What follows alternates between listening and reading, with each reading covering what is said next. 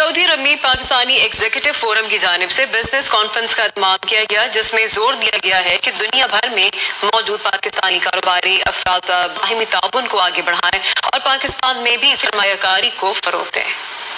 हुकूमत रियाद में Pakistani executive forum की जानिब से तकरीब में सफारतखाना पाकिस्तान के minister trade and investment Azhar Tahir ने कहा है कि पाकिस्तान सरमायाकारी के हवाले से महफूज तरीन मुल्क है। सरमायाकार सी पैक के अलावा दीगर सेक्टर में भी सरमायाकारी कर सकते हैं। हमारा ये ख्याल है कि जी पाकिस्तान में इस वक्त सरमायाकारी के लिए बहुत मुनासिब अपॉर्चुनिटीज मौजूद हैं।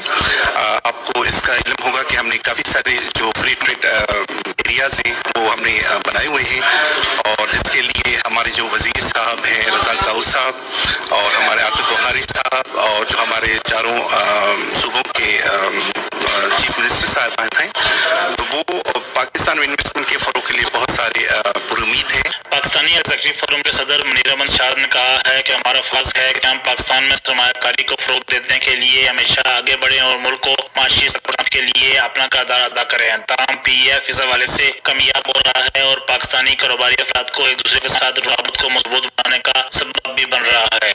मैं ऐसा भी तो जितने लोग साथ ज्वाइन हुए ना, सब पाकिस्तान से मोहब्बत करने वाले हैं और इतने अच्छे अच्छे लोग ज्वाइन हो चुके हैं। मैं समझता हूँ कि पाकिस्तान PEF इस टाइम नंबर 1 फोरम है। आप आए, ज्वाइन करें, इंशाल्लाह आपका नाम बनेगा और इन्वेस्टमेंट भी होगी और दुनिया में ये चलेगा इंशाल्लाह। तकरीब में नाफे हसैन, हाफिज शबीर, अहसन खान, तारक शहजाद, चौधरी तनवीर, ज़काउल मोहसन और दीगर ने भी खिताब किया। आखिर में पाकिस्तानी एग्जीक्यूटिव फोरम के 1 साल मुकम्मल होने की खुशी में केक भी काटा गया।